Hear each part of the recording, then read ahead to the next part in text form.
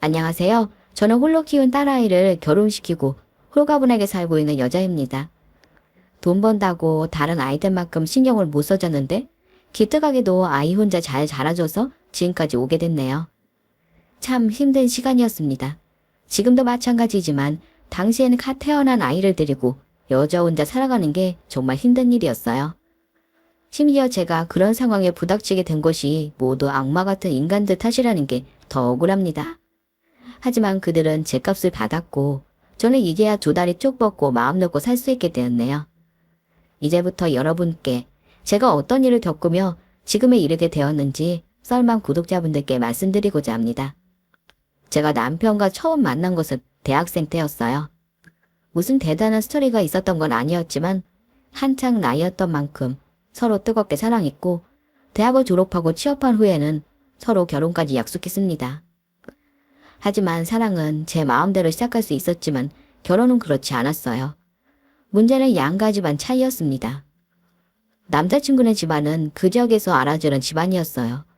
남자친구의 아버지는 지역구에서 이성까지 하신 정치인이셨고 어머니는 사업가셨습니다.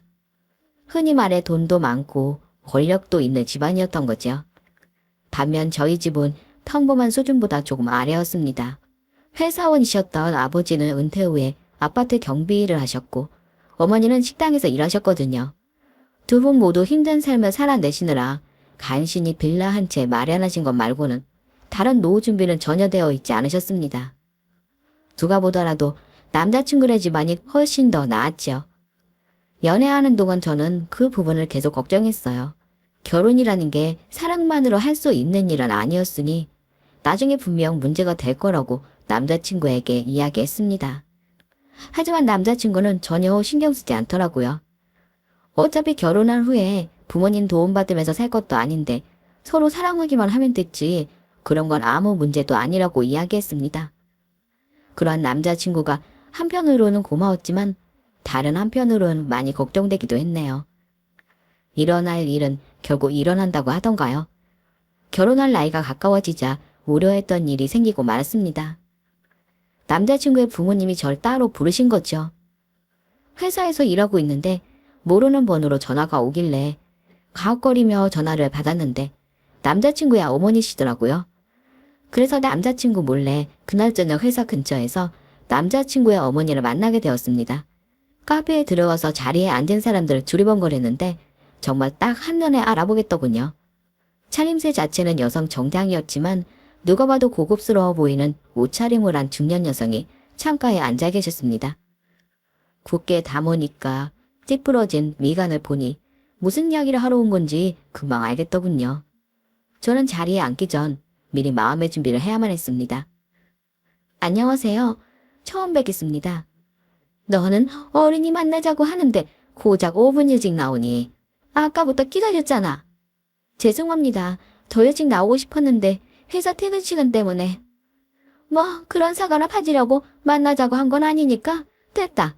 일단 뭐라도 좀 시켜라. 네. 커피를 기다리는 동안 저희가 앉아있는 자리엔 무거운 침묵이 내려앉았습니다.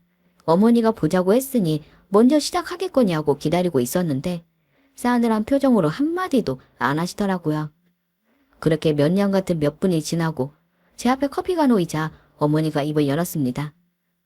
너 정말 우리 애랑 결혼할 생각이니? 네? 네.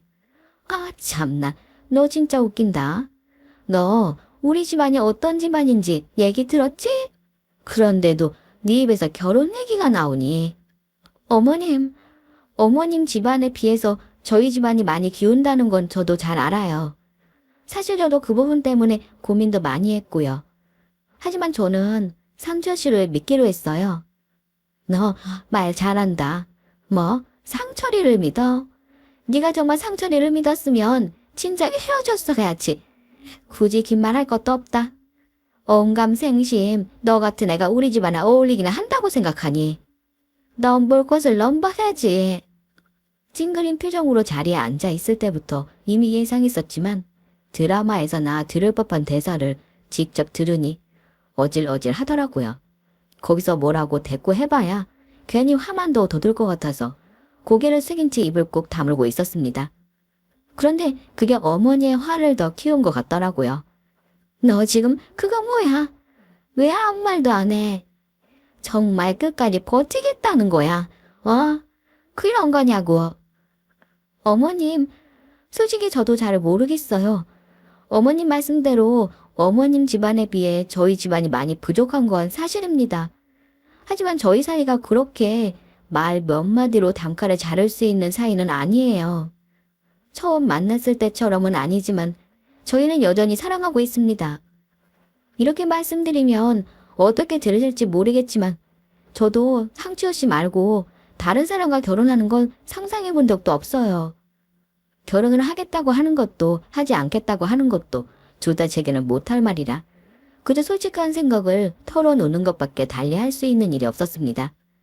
그런데 제 이야기를 들으신 어머니는 질렸다는 듯 고개를 절레절레 흔드시더니 핸드백에서 뭔가를 주섬주섬 꺼내서 제 앞에 놓으시더라고요. 당시 상황이라 경황이 없어서 처음엔 그게 뭔지 잘 몰랐습니다. 그런데 고개를 내려보니 봉투더라고요. 세상에, 드라마에서나 보던 그 일을 제가 겪게 된 것이었습니다. 너랑 상철이가 오래 만났다는 건 들어서 안다. 그래도 이건 아니야. 너에게나 상철이에게나 결혼은 중요한 일이다. 집안이 기울어도 어느 정도 해야지. 이 정도 차이면은 안 하는 게 너한테도 좋아. 섭섭지 않게 넣었으니 여기까지만 하자. 와, 그땐 정말 당황해서 뭐라고 대꾸해야 할지 생각도 안 났습니다. 드라마에선 봉투를 집어 던지면서 화를 내기도 하고 그러던데 막상 제가 당해보니까 머릿속이 그냥 하얘지더라고요. 물론 그 돈을 받을 생각은 초도 없었습니다. 액수조차 궁금하지 않았어요. 다만 제 생각이 잘 정리되지 않아서 입을 열지 못했던 거였죠. 그런데 어머니는 그걸 긍정의 의미로 받아들이신 것 같았습니다. 반응을 보니 잘 알아들은 것 같구나. 그럼 이제 상철이랑 더 만나는 일은 없는 걸로 알고 있으마. 그러고는 그대로 자리에서 일어나려 하시더군요. 그제야 정신을 차린 저는 황급히 봉투를 집어서 어머니께 돌려드렸습니다. 그러다 어머니의 눈이 휘둥그레지더군요. 너 이거 지금 무슨 의미니? 정말 끝까지 해보겠다는 거야. 아니요. 그런 게 아니에요. 그저 이 돈을 받으면 제가 너무 초라해질 것 같아서요. 돈 없는 게 초라하지. 돈 있는 게 왜 초라해. 진짜 없는 애들 생각은 알다가도 모르겠다니까. 네가 안 받겠다니 나도 억지로 떠밀지는 않으마. 어쨌든 우리 상철이랑은 더 안 만나는 건 맞지? 죄송하지만 그것도 장담은 못 드릴 것 같아요. 뭐야? 너 지금 장난하니? 어머니는 황당하다는 듯 헛웃음을 치며 다시 자리에 앉아 저를 노려보였어요. 그때쯤 되자 저도 생각이 조금씩 정리되더군요. 그래서 마음을 굳게 먹고 제 생각을 말씀드렸습니다. 어머님, 아까도 말씀드렸지만 저도 저희 집안이 많이 기운다는 거 잘 알아요. 그래서 상촌 씨와의 만남을 이어가는 걸 주저한 적도 있었고요. 하지만 그렇다고 이렇게 어머님이 주시는 돈 덥석 받고 끝낼 수 있을 정도로 상철 씨에 대한 제 마음이 가볍지는 않습니다. 누군가와 결혼한다면 상철 씨와 하겠다고 말씀드렸던 건 진심이에요. 하지만 그렇다고 안 될 일을 막무가내로 밀어붙이는 건 아닙니다. 저도 아직 어떻게 해야 할지 결정을 못 내렸어요. 그러니 제게 생각할 시간을 좀 주세요. 그러자 또다시 차가운 침묵이 내려앉았습니다. 어머니는 그 자리에서 잡아먹기라도 할 기세로 저를 노려보셨죠. 그렇게 한참이 흐르고 드디어 어머니가 입을 여셨습니다. 한 달 주마. 그때까지 서로 얼굴 붉히는 일 없게 결정 타라고라. 남자친구 어머니와의 첫 만남은 그렇게 끝이 났습니다. 어머니와 만난 건 고작 30분 남짓이었는데 카페를 나올 땐 무슨 며칠이 지난 것 같은 기분이었어요. 황당하기도 했고 화가 나기도 했죠. 무엇보다 TV에서나 보던 일을 제가 겪게 되고 나니 이건 뭐 어떻게 반응을 해야 할지 갈피를 잡을 수가 없었습니다. 물론 저 스스로도 남자친구의 부모님이 저를 탐탁지 않게 생각하시리라는 건 예상하고 있었어요. 남자친구와 결혼을 하고 싶지만은 않을 것 같다고도 생각했고요. 하지만 그 방법이 돈 봉투를 들이미는 것이 될 거라고는 꿈에서도 생각해보지 않았네요. 황당한 일을 겪긴 했지만 제 심리적 충격은 생각보다 크지 않았습니다. 물론 처음엔 하도 좀 났지요. 날 뭘로 보고 돈 봉투를 들이미나 하는 생각을 잠깐 하기도 했으니까요. 하지만 그런 마음은 곧 사라지고 앞으로 어떻게 해야 할지에 대한 생각이 대신 자리를 잡았습니다. 뭐가 어떻게 됐든 결국엔 제 결정에 따라 모든 것이 바뀌는 일이었으니까요. 그러나 아무리 고민해도 결론을 내릴 수가 없었습니다. 사실 순전히 이성적으로만 생각하면은 이 결혼을 하지 않는 게 맞는 일이었죠. 남자친구가 저를 어떻게 생각하는지의 문제는 뒤로 미루더라도 일단 시부모님 될 사람들이 저를 극도로 싫어하는데 결혼 생활이 순탄할 리가 없었으니까요. 아무리 부모님 도움 없이 살겠다고 호언장담하더라도 가족관계라는 게 또 그렇지가 않잖아요. 하물며 지역 유지인 남자친구의 부모님이 가진 영향력을 생각하면 그냥 거기서 끝내는 게 옳은 일이었습니다. 하지만 문제는 제 마음이었어요. 처음 만났을 때처럼 뜨거운 사랑은 아니었지만 당시 저는 남자친구를 무척 신뢰하고 있었거든요. 대학생 때부터 늘 함께한 사람이고 언제 어디서든 늘 저와 함께 있던 사람인데 마음이 식은 것도 아니고 부모님이 헤어지라고 해서 헤어진다는 걸 도저히 받아들일 수가 없었습니다. 남자친구가 없다고 생각하면 갑자기 대낮도로 한복판에 발가벗고 서 있는 것 같은 느낌이었어요. 저는 그만큼 남자친구에게 의지하고 있었습니다. 그런 상황이다 보니 아무리 시간이 흘러도 결론을 내릴 수가 없었어요. 그래서 결국 남자친구를 만나 상의했습니다. 만나서 얘기해보니 남자친구도 저와 마찬가지 상황이더라고요. 부모님은 손자리를 마련할 테니 당장 헤어지라고 종용하고 마음속으로는 또 저처럼 쉽게 놓지 못하는 그런 상황이었습니다. 그렇게 저희는 술잔을 앞에 놓고서 한숨만 푹푹 쉴 수밖에 없었지요. 그런데 그날의 만남이 그런 식으로 흘러가게 될 줄은 꿈에도 생각하지 못했습니다. 그날 저와 남자친구는 모처럼 만나 저녁과 함께 술을 한잔하고 잠자리를 가졌어요. 그런데 이제껏 단 한 번도 문제가 없더니 하필 그때 문제가 생긴 것이었습니다. 네, 제가 임신하게 된 것이죠. 아무 이유도 없이 생리가 멈췄길래 별 생각 없이 병원에 갔다가 임신이라는 이야기를 들었을 때는 정말 눈앞이 깜깜해지는 것 같았습니다. 그때까지도 저는 아무런 결정도 내리지 못한 상태였으니까요. 하지만 그런 이유로 하늘이 준 선물을 제 마음대로 할 수는 없었고 남자친구에게 임신 사실을 알렸지요. 소식을 들은 남자친구도 충격이 큰 것 같더라고요. 하지만 금세 마음을 다잡았고 며칠 후 저를 자기 부모님께 인사시키더군요. 시부모님은 여전히 저를 못마땅하게 여기셨지만 자식 이기는 부모는 없는 법이더라고요. 두 분은 뱃속에 아이를 앞세워서 밀어붙이는 남편을 이기지 못했고 그렇게 저는 뜻하지 않는 결혼을 하게 되었습니다. 결혼 허락이 떨어졌을 때 저는 시부모님이 이제 다 포기하신 줄 알았어요. 하지만 전혀 아니었습니다. 당시 막 사업을 시작하던 남편과 사회 초년생이던 저는 가진 게 별로 없었어요. 그래서 어쩔 수 없이 당분간은 시집살이를 해야 했습니다. 이제 와서 돌이켜보면 정말 지독한 시집살이였죠. 넌 도대체 할 줄 아는 게 뭐니? 왜 아직 저녁 준비가 안 되어 있어? 죄송해요, 어머니. 일이 좀 늦게 끝나서요. 얼른 차릴게요. 나는 월급도 쥐꼬리만큼 받으면서 회사에 뭐 그렇게 충성을 갖다 바치니? 회사에다 하는 거 반만큼이라도 시대게 해봐. 아휴, 내가 어쩌다 저런 거를 며느리로 들여서는. 죄송합니다. 그나저나 너 아들인지 딸인지는 언제 알 수 있는 거야? 슬슬 때 되지 않았어? 제가 다니는 산부인과 의사 선생님이 좀 옛날 분이셔서요. 저도 여러 번 여쭤봤는데 도무지 말씀을 안 해주시네요. 요즘 세상에 무슨 그런 병원이 다 있어? 당장 병원부터 바꿔. 저 처음부터 봐주신 선생님이시라 이제 와서 바꾸긴 좀 어려울 것 같아요. 죄송해요, 어머님.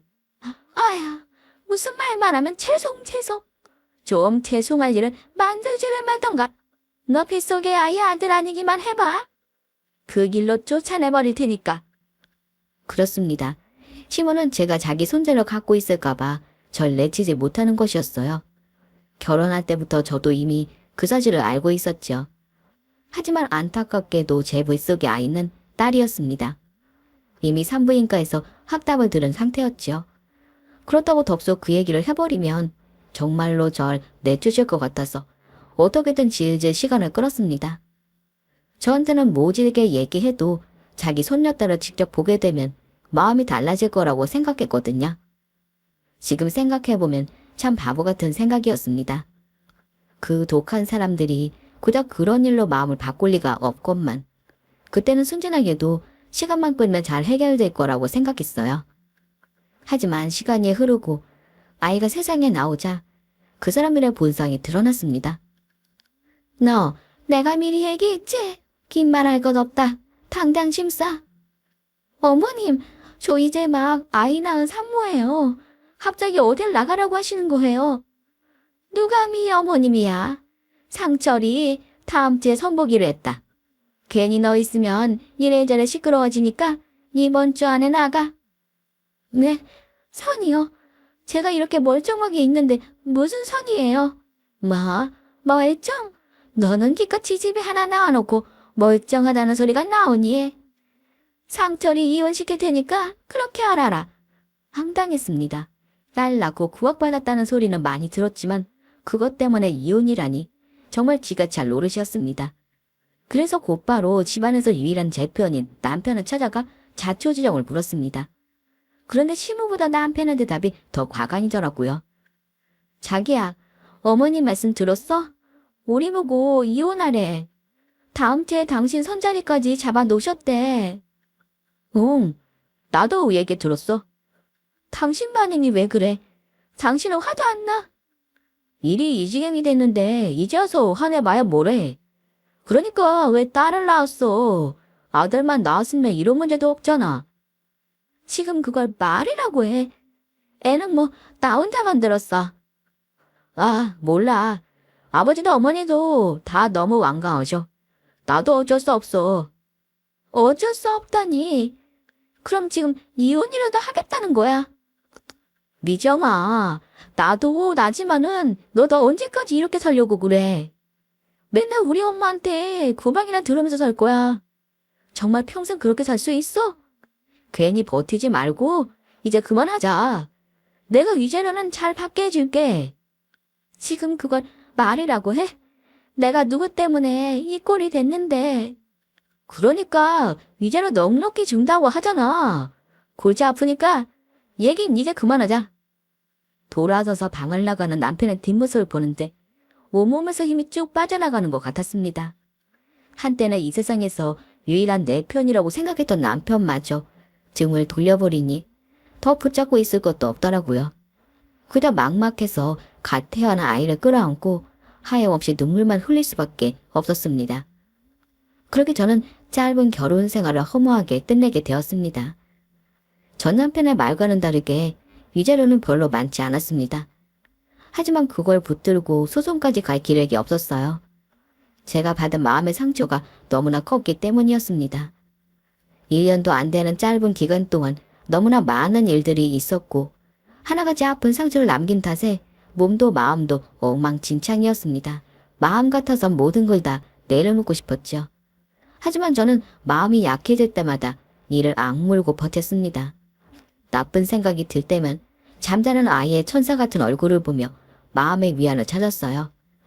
저는 이제 혼자가 아니었고 제가 세상에서 사라지면 홀로 남을 딸아이 때문에라도 저는 강한 엄마, 강한 여자가 되어야 했습니다.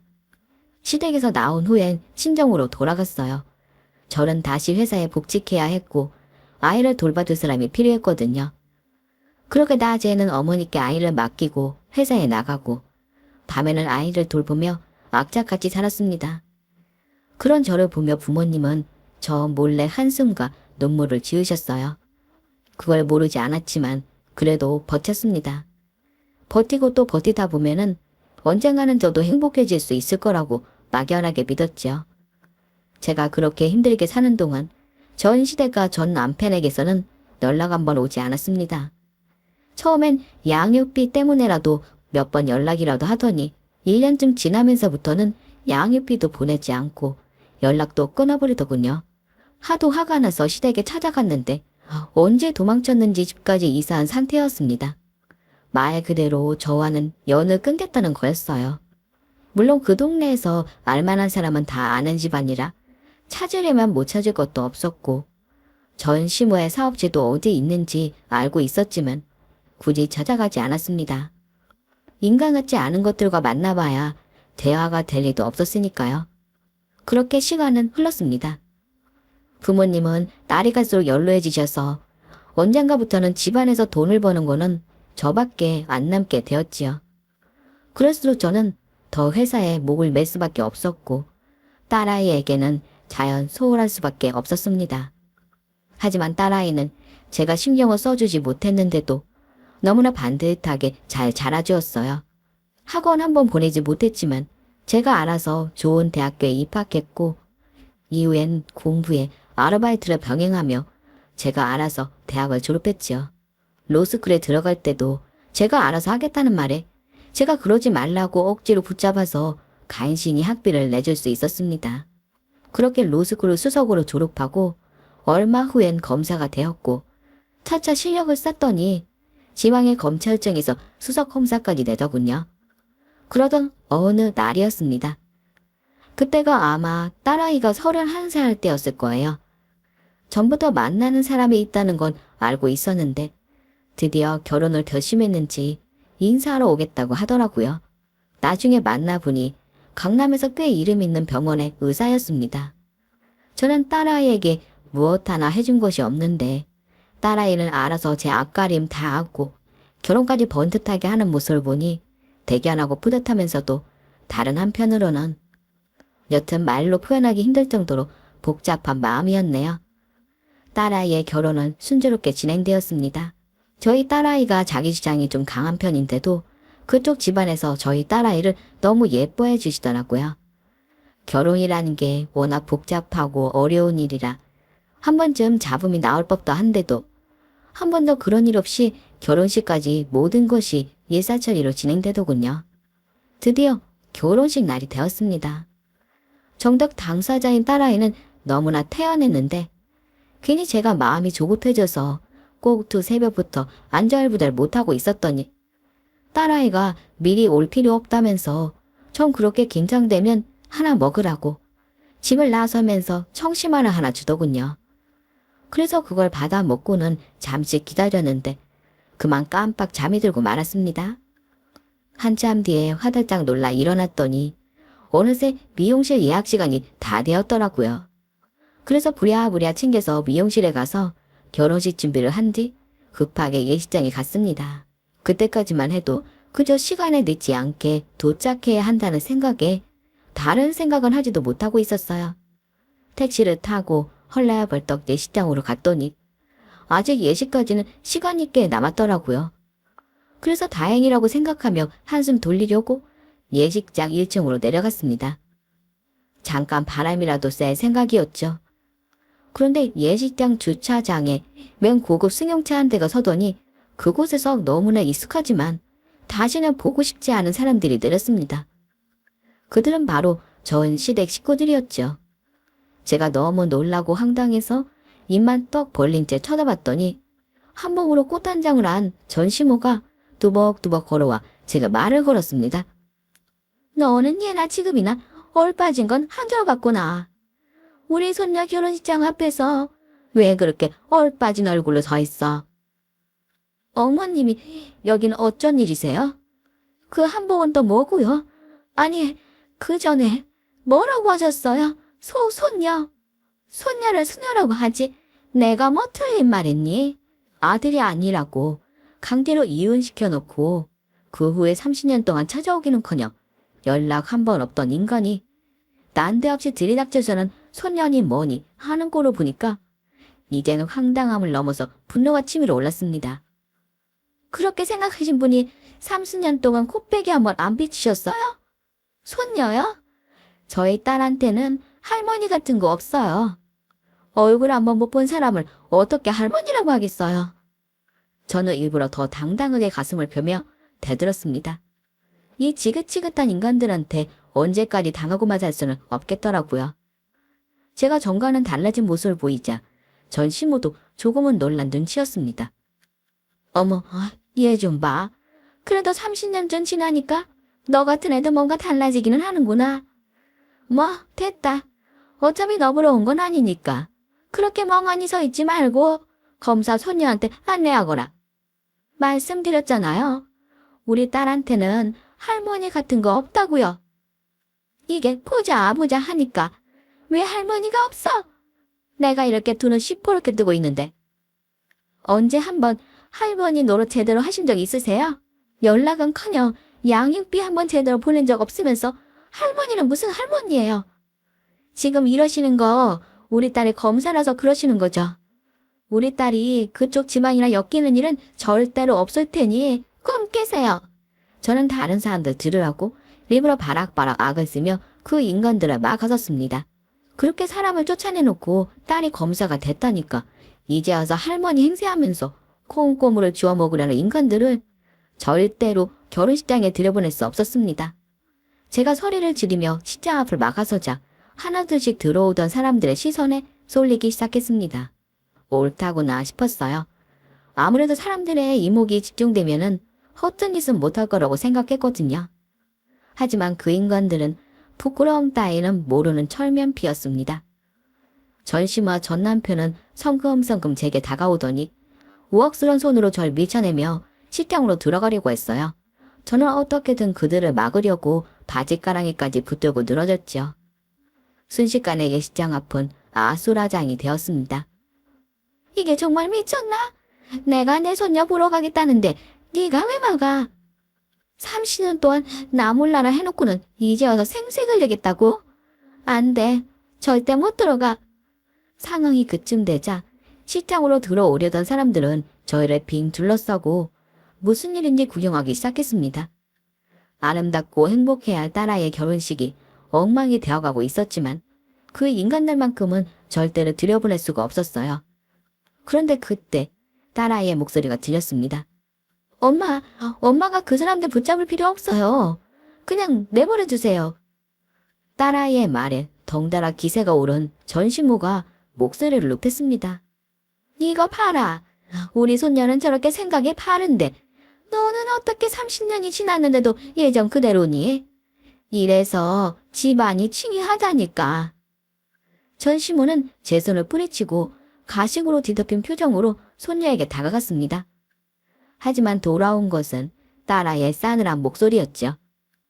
맞는 말씀이세요. 집안은 정말 중요하죠. 분명 전시모의 말에 맞장구를 치는 말이었지만 말투는 싸늘하기 그지없었습니다. 마치 범죄자를 치조하는 것 같은 목소리였어요. 딸아이가 그렇게 반응하자 철면피 전시모도 뭔가 이상하다는 것을 느끼고서 그 자리에 멈칫거렸지요. 그러자 딸아이가 말했습니다. 진짜 제가 그동안 온갖 범죄자란 범죄자는 다 만나봤지만 당신들처럼 낯짝 두건 사람들은 또 처음이네요. 간이 크다고 해야 하나 아니면 멍청하다고 해야 하나. 아가, 그게 무슨 말이니? 이봐, 당신들이 우리 엄마 그렇게 쫓아낸 걸 뻔히 아는데 내가 가만히 있을 것 같아. 나 검사 되자마자 당신들부터 팠어. 겉으로는 허거리면서 인자한 척하는 거기 아저씨. 당신이 구의원하면서 얼마나 헤쳐먹었는지 내 손에 싹 다 있고 구의원 남편이 몰래 알려준 사전 정보로 땅 투기한 것도 다 안다고. 그리고 사업한답시고 투자금 횡령해서 기집질하고 다닌 당신 아들까지.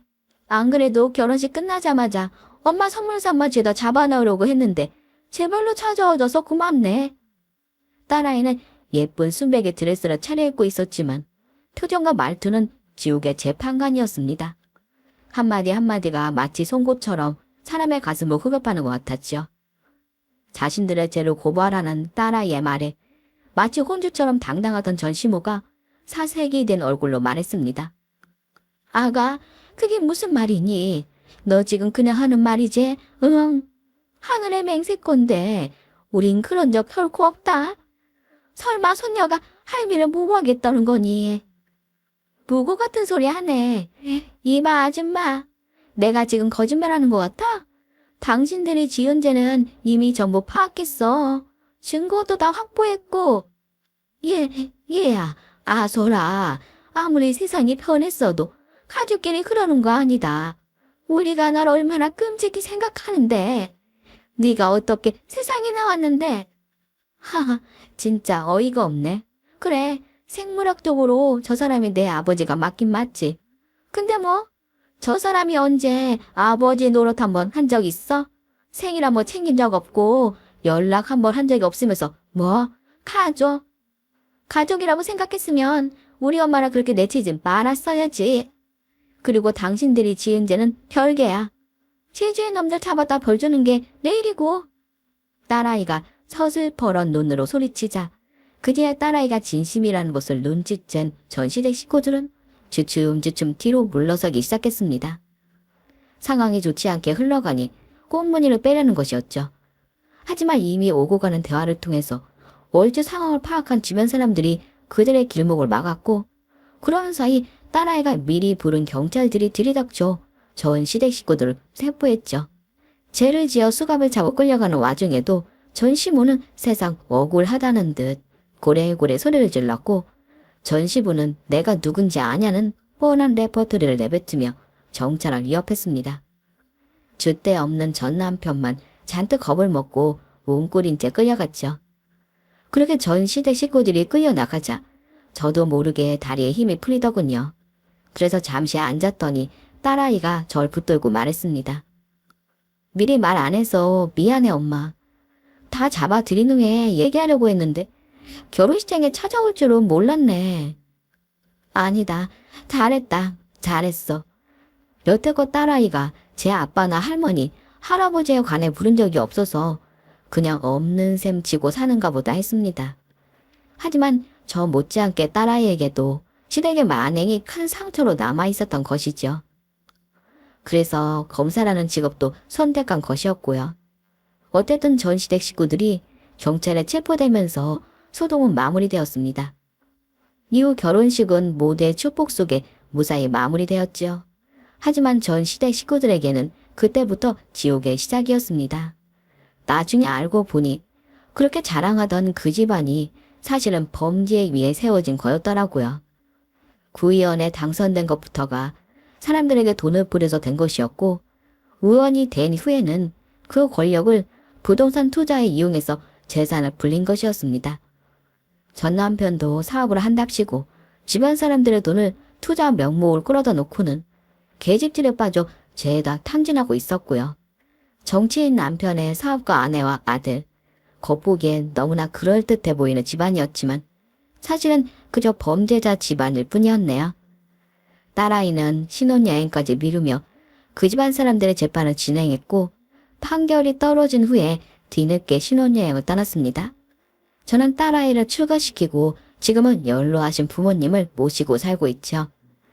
남의 눈에 눈물 나게 하면은 제 눈에는 피눈물이 난다는 걸 그 일을 통해 너무나 절실히 깨달았습니다. 지금까지 긴 이야기 들어주셔서 감사합니다. 오늘도 썰맘사연 함께 읽어주셔서 진심 감사드립니다.